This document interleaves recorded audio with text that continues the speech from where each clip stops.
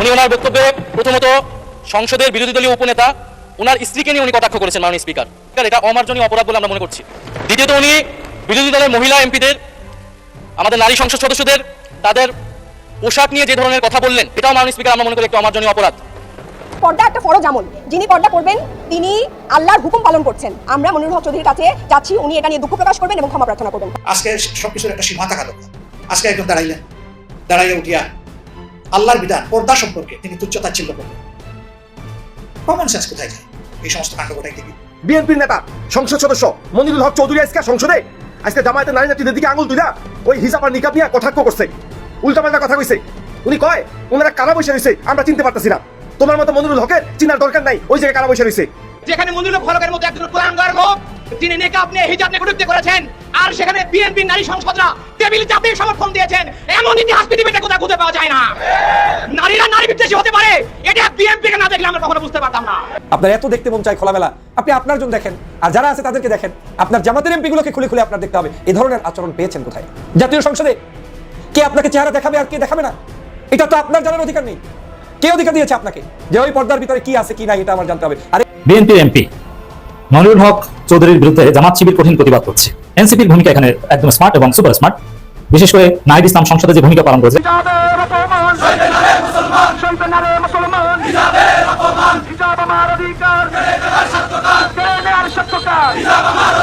আসসালামু আলাইকুম। আপনারা ইতিমধ্যেই জানেন যে বিএনপির এক এমপি সংসদে পর্দাকে অবমাননা করেছে, যে কারণে সারা দেশব্যাপী এবং সোশ্যাল মিডিয়া জুড়ে তোলপাড় সৃষ্টি হয়ে গিয়েছে। ভিডিওর শুরুতেই আপনারা এই সংক্রান্তই বেশ কিছু ভিডিওর অংশ বিশেষ ইতিমধ্যেই দেখেছেন, এবং বিএনপি সরকার গঠনের পর থেকে সারা দেশব্যাপী যে চাঁদাবাজি থেকে শুরু করে সব ধরনের অন্যায় এবং অত্যাচার শুরু করেছে সে সম্পর্কিত বেশ কিছু ভিডিওর অংশ বিশেষ ইতিমধ্যেই দেখেছেন। মূলত আজকের এই ভিডিওটিতে সেই সকল ভিডিওর বিস্তারিত আলোচনা দেখতে পারবেন। ভিডিওর শুরুতেই যে সকল ভিডিও দেখেছেন তা থেকে হয়তো ইতিমধ্যেই আন্দাজ করতে পেরেছেন আজকের এই ভিডিওটি কতটুকু গুরুত্বপূর্ণ হতে চলেছে। অতএব চলুন কথা না বাড়িয়ে একটি লাইক দিয়ে সম্পূর্ণ ভিডিওটি দেখে আসি। আপনার এত দেখতে মন চায় খোলামেলা, আপনি আপনার জন্য দেখেন, আর যারা আছে তাদেরকে দেখেন। আপনার জামাতের এমপি গুলোকে খুলে খুলে আপনার দেখতে হবে এই ধরনের আচরণ পেয়েছেন কোথায়। জাতীয় সংসদে কে আপনাকে চেহারা দেখাবে আর কে দেখাবে না, এটা তো আপনার জানার অধিকার নেই। কে অধিকার দিয়েছে আপনাকে যে ওই পর্দার ভিতরে কি আছে কি নাই এটা আমার জানতে হবে? আরে কি আছে কি নাই এটা তো আপনারা সংসদ সদস্য হওয়ার সময় দেখেন নাই। হুজুর হলেও তার স্বাধীনতা যেমন, একজন গায়ক নায়ক নায়িকা তারও স্বাধীনতা তেমন থাকা দরকার। ওর ভিতরে কে আছেন সেটা তো আমরা দেখতে পাচ্ছি না, আপনারা আমাদেরকে দেখছেন, আমরা তো জানি না এর ভিতরে কি আছে। মহান জাতীয় সংসদে জামাতের মহিলা এমপিদের পর্দা পুশিদাকে কটাক্ষ করে বক্তব্য রাখলেন বিএনপির মনিরুল হক চৌধুরী এমপি। জাতীয় সংসদ, এখানে প্রত্যেকটি জাতি গোষ্ঠী ধর্ম গোত্রের ব্যক্তিরা স্বাধীনভাবে তার পোশাকের স্বাধীনতা পাবেন, তিনি সেখানে তার মতো করে বক্তব্য রাখার সুযোগ পাবেন।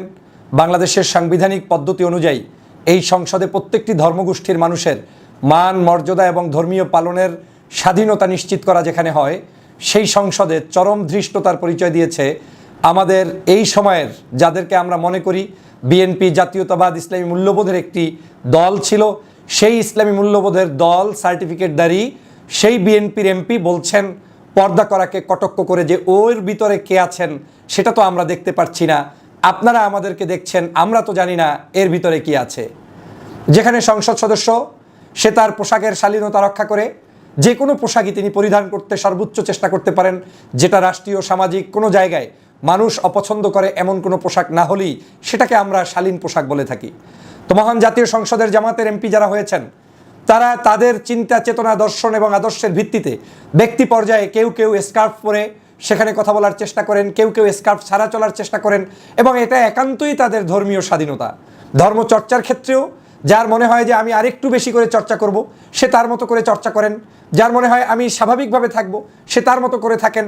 বাংলাদেশ জামাত ইসলামীর নারী এমপিদের মধ্যেই বিভিন্ন এমপি বিভিন্নভাবেই সংসদে উপস্থাপিত হচ্ছেন। তো সেই জায়গায় তাকে আজকের কটাক্ষ করে যদি আমাদের বিএনপির মনিরুল হক চৌধুরীর মতো লোকেরা, যার নিজের সাদা দাড়ি, মাথায় সাদা টুপি, বয়সের ভারে নুজ্জ হয়ে যাচ্ছেন, এবং ব্যক্তিগতভাবে আমিও তাকে চিনি এবং জানি, আমার সাথেও বেশ কয়েকবার তার কথা, সাক্ষাৎ, ফোনেও এমনকি মেসেজ বিনিময় হয়েছে। সে ভদ্রলোকের মুখ থেকে যখন আমি আজকের শুনি এ ধরনের বক্তব্য, তখন নিশ্চয়ই আমাকে ভাবিয়ে তুলেছে যে এই বিএনপি কি তাহলে শহীদ রাষ্ট্রপতি জিয়াউর রহমানের বিএনপি? এই বিএনপি কি তাহলে দেশনেত্রী বেগম খালেদা জিয়ার বিএনপি? এই বিএনপি কি তাহলে তারুণ্যের অহংকার জনাব তারেক রহমানের বিএনপি, যাদেরকে দেখে আমরা বিভিন্ন সময় বলেছি বাংলাদেশের ধর্মীয় মূল্যবোধের স্বাধীনতা নিশ্চিত করতে হলে বিএনপির এই জিনিসগুলো আমাদের পছন্দ? আজকের সেই বিএনপির মুখ থেকে পর্দা বিরোধী আওয়াজ যদি ওঠে জাতীয় সংসদে, তাহলে আওয়ামী লীগ বিএনপির কোনোই পার্থক্য বাংলাদেশে এখন আর নেই। আমি আগেও বলেছি, আওয়ামী লীগ চলে যাওয়ার পরে বিএনপি এখন আওয়ামী লীগের পথ অনুকরণ করছে এবং আওয়ামী লীগ হয়ে যাচ্ছে। এবং কোনো জায়গায় তো আমি দেখছি চরম ধৃষ্টতা, যে ধৃষ্টতা আওয়ামী লীগ প্রদর্শন করতে ভয় পেত, 5 বার চিন্তা করতো, সেটা এখন বিএনপি করা শুরু করে দিয়েছে। আপনি কোন অধিকারের ভিত্তিতে আমার একজন নারী এমপির পোশাক নিয়ে আপনি কথা বলবেন? একজন স্কার্ফ পরা পরিহিত একজন নারী এমপি, তারও যেমন অধিকার আছে একজন স্কার্ফ ছাড়া কিংবা একেবারে ফুল তার উদলা মাথায় তিনি যদি সংসদে আসেন, তারও স্বাভাবিক অধিকার আছে। কই আমাদের কোনো এমপি, কোনো টুপিওয়ালা, এই যে জামাতের কিংবা অন্য স্বাভাবিক কোনো এমপি তো কোনো স্কার্ফ ছাড়া মহিলাকে কটাক্ষ করে সংসদে বক্তব্য দিলেন না। আজকে যদি ওই বক্তব্য দিতেন কেউ, তাহলে তো এতক্ষণে একেবারে নারীবাদীদের উল্লাসে টেকাই যাইতো না বাংলাদেশে। ব্যানার ফেস্টুন ঝলঝল করতো, আলেমদের বিরুদ্ধে প্রতিবাদ আসতো, ইসলামের ব্যাপারে প্রতিবাদ আসতো, রক্ষণশীলতার ছোঁয়া দিয়ে তাদের বিরুদ্ধে লেখালেখি হতো। অথচ জামাত একটা প্রোগ্রেসিভ ইসলামিক পার্টি, যেখানে জামাত সবসময় বিশ্বাস করে মানুষের শালীনতা, স্বাধীনতা এবং দেশের স্বাধীনতা, সার্বভৌমত্ব, কৃষ্টি, কালচার, সভ্যতা এবং এদেশীয় যে মানুষের চিন্তা চেতনা সেটাকে সম্মান করে, সেই জামাতের এমপি যদি স্কার্ফ পরে সংসদে বসতে না পারেন, তাহলে এই সংসদের মূল্যটা কোথায়? জাতীয় সংসদে কে আপনাকে চেহারা দেখাবে আর কে দেখাবে না, এটা তো আপনার জানার অধিকার নেই। কে অধিকার দিয়েছে আপনাকে? বিএনপির মধ্যেও তো থাকতে পারে কোনো একজন ব্যক্তি স্কার্ফ পড়তে পছন্দ করেন, তিনি কি পড়তে পারবেন না? আসলে এখন আর সেই বিএনপি নেই যেই বিএনপিতে সকল প্রকার মানুষরা থাকতে পারতো। এখন বিএনপিটার অভ্যাস হয়ে গিয়েছে যে এই বিএনপি মানে একটু ইসলামের বিরুদ্ধে কিছু বললেই মনে হয় যেন এটা একটা বিএনপি। এই বিএনপি মানে একটু দাড়ি টুপির বিরুদ্ধে, হুজুরদের বিরুদ্ধে কিংবা একজন ওই জামাত ইসলামের বিরুদ্ধে, ইসলামিক জিনিসগুলোর বিরুদ্ধে বললে একমাত্র বিএনপি হওয়া যায়, এর পক্ষে থাকলে মনে হয় আর বিএনপি হওয়া যায় না। অথচ এটা কথা ছিল না। আমরা এই জন্য ছোটবেলা থেকে শুনতাম জাতীয়তাবাদী ইসলামী মূল্যবোধ, আর এখন জাতীয়তাবাদীও হয়তো নেই আর ইসলামী মূল্যবোধ তো মোটেই নেই। আজকের মহান জাতীয় সংসদে প্রত্যেকটি নারী এমপির স্বাধীনতা থাকার কথা। আমরা দেখছি তাদেরকে কিভাবে অবজ্ঞা করা হয়। সিট প্ল্যানেও জামাতের যত নারী সদস্য সবাইকে আপনারা পিছনে ঠেলে দিলেন। কেন? সংসদ সদস্যের মূল্যায়নের ক্ষেত্রেও পিছনে, কথা বলতে গেলে তাদেরকে ট্যাগিং দেওয়া হয়। অথচ আমার তো মনে হয় এই বাংলাদেশের রাজনীতিতে, বাংলাদেশের সবচেয়ে এখন এই পর্দাওয়ালা, স্কার্ফওয়ালা নারীরা সবচেয়ে কোণঠাসা। তাদেরকে এখন বিভিন্ন জায়গায় ইপটিজিং করা হয়, তাদের উপরে বিভিন্ন ধরনের মন্তব্য করা হয়, তাদের ব্যক্তিগত চলাফেরাকে নিয়ে স্বাধীনতার আজকের বিঘ্ন ঘটানো হয়। শুধু তাই নয়, আপনি আব্দুল্লাহ মোহাম্মদ তাহের সাহেবের, জামাত ইসলামের নায়েবে আমির, তার স্ত্রী সম্পর্কে পর্যন্ত আপনি মন্তব্য করেছেন। আপনি কি করে জানতে চাইলেন যে ওই পর্দার ভিতরে কি আছে কি নাই, এটা আমার জানতে হবে? আরে কি আছে কি নাই এটা তো আপনারা সংসদ সদস্য হওয়ার সময় দেখেন নাই। সংসদের কোন লাইনে লেখা আছে যে পর্দা পরে আসতে পারবে না, স্কার্ফ করে আসতে পারবে না? এই সংসদে বিড়িওয়ালারা ওখানে থাকে, সিগারেট খাওয়া লোকেরা থাকে, মদ গাঁজাওয়ালারা অনেক লোক, তারা হয়তো গোপনে তার বাসা বাড়িতে বসে আপনার বিভিন্ন ধরনের অবৈধ অপকর্মের সাথে সম্পৃক্ত এমন লোকও সংসদ সদস্য আছে। আর আপনি সংসদ সদস্য হিসেবে একজন ইসলামিক তাহজিব তার মতো করে মানছে, একটু বেশি মানছে, কেউ একটু কম মানছে, যে যেভাবে মানছে সেটাকে আপনি সহ্য করতে পারলেন না কেন? এই সংসদে এখন একটু বাম ধারাটা এস্টাবলিশ না হলে এই সাদাদারি, সাদা টুপিওয়ালারাও বিএনপি করতে পারবে না। বিধায়ী ওনরা আজকের এই বক্তব্য দিচ্ছে। ওই ফজলুর রহমানরা সংসদে উঠে জামাতকে গালিগালাজ করছে। আমি এর চরম তীব্র নিন্দা জানাই। বাংলাদেশের মানুষের এখন পথ এখন একটাই খোলা। যেই কারণে এই জুলাই বিপ্লব করেছেন, চেতনার কিছুই বাস্তবায়ন হয় নাই। আমি তো সবসময় মুক্ত স্বাধীনতায় বিশ্বাস করি। ব্যক্তি জীবনে আমি বিশ্বাস করি একজন ব্যক্তি হুজুর হলেও তার স্বাধীনতা যেমন, একজন গায়ক, নায়ক, নায়িকা তারও স্বাধীনতা তেমন থাকা দরকার। কিন্তু এদেশে হুজুরদের স্বাধীনতা থাকে না, আলেমের স্বাধীনতা থাকে না, ধর্মীয় রাজনীতি করলে স্বাধীনতা থাকে না, আর এর উল্টা করলে সব ধরনের সুযোগ সুবিধা পাওয়া যায়। এটারই আমি চরম বিরোধিতা করি। আমি চাই সাংবিধানিকভাবে বাংলাদেশের মানুষের মুক্ত স্বাধীনতা তিনি তার মতো চর্চা করবেন, ধর্মীয় স্বাধীনতাও তিনি তার মতো পালন করবেন, কেউ কাউকে বাধা প্রদান করবেন না। আজ সে ধরনের আমাদের কথা বলার সময় এসেছে, সেই জিনিসটা প্রতিষ্ঠিত করার আমাদের আওয়াজ উঠানোর সময় এসেছে। কিন্তু দুর্ভাগ্যজনক হলেও সত্য, এখন আর সেটা বিএনপির কাছ থেকে পাওয়া যাচ্ছে না। দেশবাসীকে সোচ্চার হতে হবে। আমাদের এই সংসদ রক্তের বিনিময়ে অর্জিত 16 বছরের ফ্যাসিবাদের বিরুদ্ধে নতুন বাংলাদেশ গড়ার সংসদ, সেই সংসদে সংবিধান বিরোধী বক্তব্য দিয়ে বর্ণবাদী চিন্তা চেতনা লালন করে, মানে আপনার কোনো অবস্থাতেই ওটাকে কি বলে যে আপনি এক ঘেঁষা মানসিকতা পোষণ করেন, আপনার এত দেখতে মন চায় খোলামেলা, আপনি আপনার জন্য দেখেন আর যারা আছে তাদেরকে দেখেন, আপনার জামাতের এমপিগুলোকে খুলে খুলে আপনার দেখতে হবে। এ ধরনের আচরণ পেয়েছেন কোথায়? আশা করি আমাদের এই দেশবাসী সোচ্চার হবে এবং এদেরকে এখনই যদি থামানো না যায় তাহলে এরা আওয়ামী লীগের চাইতেও ভয়ঙ্কর হিসাবে আসবে বলে আমি সংকেত পাচ্ছি। আজকে সংসদে দেখলাম একজন সরকার দলীয় সংসদ সদস্য, যিনি একসময় ছাত্রলীগের সভাপতি ছিলেন, শেখ মুজিবের সাথে একসাথে রাজনীতি করেছেন, বিএনপির এমপি কুমিল্লা থেকে। তো ওনার একটা বক্তব্য যে মানে জামাতের নারী এমপিদেরকে নিয়ে, বিশেষ করে যারা যে সকল নারী সংসদ সদস্য হিজাব পরেছে, নিকাব পরেছে, চেহারা ঢাকা, তাদেরকে নিয়ে তিনি যে মন্তব্যটা আজকে করেছেন যে তাদেরকে তো সংসদে আসলে চেনা যায় না, আসলে তারাই কিনা না বিভিন্ন জন বিভিন্ন সময় কাপড় ঢেকে, মাথা ঢেকে, চেহারা ঢেকে আসতেছে, এই ধরনের একটা কথা বলেছেন। এবং এটা খুবই আপত্তিকর এবং বেশি যেটা আপত্তিজনক মনে হয়েছে সেটা হচ্ছে তার বক্তব্যের সময় আমরা দেখলাম যে বিএনপির এমপিরা হাস্যরসে তালি দিচ্ছে। বিএনপির যারা নারী সংসদ সদস্য ছিলেন পিছনে বসা, যাদের মাথায় অনেকের হিজাব দেখলাম, তারাও দেখলাম যে টেবিল চাপড়াচ্ছে। প্রশ্ন হচ্ছে যে জামাতের সমালোচনা করতে করতে আপনারা কত দূর যাবেন? এটা কি ইসলাম বিদ্বেষ পর্যন্ত যাবে? জামাতের সমালোচনা রাজনৈতিক দল হিসাবে খুবই ন্যায্য, বৈধ কাজ, যে কারো সেটা যৌক্তিকভাবে করবার সুযোগ আছে। তো সেখানে আপনার জামাতকে ভালো লাগে না, সেই জন্য আপনি ইসলামী ব্যাংকটা দখল করে আবার এসালামের হাতে তুলে দেবেন। আপনার জামাতকে ভালো লাগে না, তাই আদ্দিন হাসপাতালটাকে মালিককে জামাতের সাথে সংশ্লিষ্ট করে হাসপাতালটা বন্ধ করে দিল স্বাস্থ্যের ডিজি ডাক্তার প্রভাতচন্দ্র কি সেন না সরকারকে দেখলাম, যার স্ত্রী ডাক্তার উমা নাগ, তিনি আওয়ামী লীগের চিকিৎসকদের সংগঠনে অ্যাক্টিভলি রোল প্লে করেছেন, ফ্যাসিবাদ বিরোধী আন্দোলনের সময় অ্যাক্টিভলি বিএনপি জামাত বিরোধী প্রোগ্রামগুলোতে যেতেন, কথাবার্তা বলতেন। তাকে আবার এই বিএনপি সরকার স্বাস্থ্যের ডিজি বানিয়েছে এবং আদ্দিন হাসপাতালটা বন্ধ করেছে এবং গুজব আছে এটা জামাতের প্রতিষ্ঠান, তাই এটা বন্ধ করে দেওয়াটা জায়েজ আছে। এখন প্রশ্ন হচ্ছে যে এটা আপনি কতদূর পর্যন্ত নেবেন? মাননীয় প্রধানমন্ত্রী কক্সবাজারে একটা ভুয়া মিথ্যা ফটোকার্ডের উপরে ভিত্তি করে 2 বার একই মিথ্যাচারের ব্যাপারে বক্তব্য দিয়েছেন যে জামাত নাকি বিড়ি, সিগারেট, মদ এগুলোর উপরে ট্যাক্স বাড়ানোর বিপক্ষে মিছিল করেছে।